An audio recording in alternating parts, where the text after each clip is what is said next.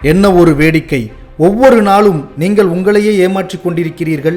நாளைக்கு செய்கிறேன் என்று. நாளை என்பது மிகப்பெரிய பொய். சரியான நேரம் என்பது மிகப்பெரிய ஏமாற்று வேலை. வருங்காலம் நிச்சயமானது அல்ல. வரக்கூடிய வந்து செல்லக்கூடிய வாய்ப்புகள் நிலையானது அல்ல.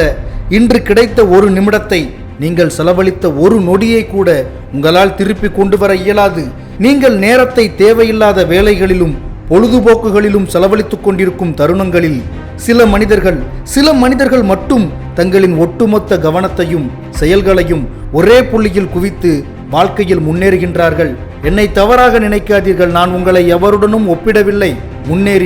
முன்னேறுகின்ற மனிதர்களை பார்த்து உங்களுக்கு எந்த விதத்திலும் சிறு பொறாமை கூட இல்லை என்றால் நீங்கள் வழக்கம் போல கேளிக்கைகளுடனும் பொழுதுபோக்குகளுடனும் மட்டுமே வாழலாம்.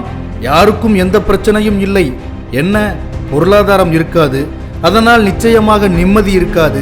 நீங்கள் எதிர்பார்க்கும் சாதாரண செய்கை கூட உங்களுடன் இருப்பவர்களிடமிருந்து கண்டிப்பாக வராது. கனவுகள் கனவுகளாக மட்டுமே இருக்கும். கணவனை மனைவி மதிக்க மாட்டால், மனைவியை கணவன் மதிக்க மாட்டான். பெற்றவர்களை மகிழுந்தில் ஏற்றுக்கொண்டு சுற்றுலா செல்ல வேண்டும் என்ற கனவுகள் கனவுகளாகவே போய்விடும். பிள்ளைகளுக்கு சேர்த்து வைத்த சொத்து என்று எதுவும் இருக்காது. மயிர் நரைத்த பின்னர் 50-55 வயதில் ஒரு கவலை வரும். ஓட முடியாத வயதில் உளறல் வரும், கண்ணீர் வரும். துணைக்கு கூட எவரும் இருப்பார்களா அல்லது இருந்தும் இல்லாமல் இருப்பார்களா என்று உறுதியாக சொல்ல முடியாது. இவற்றையெல்லாம் அனுபவித்துக் கொள்கிறேன், எனக்கு எந்த கவலையும் இல்லை என்றால் சரி.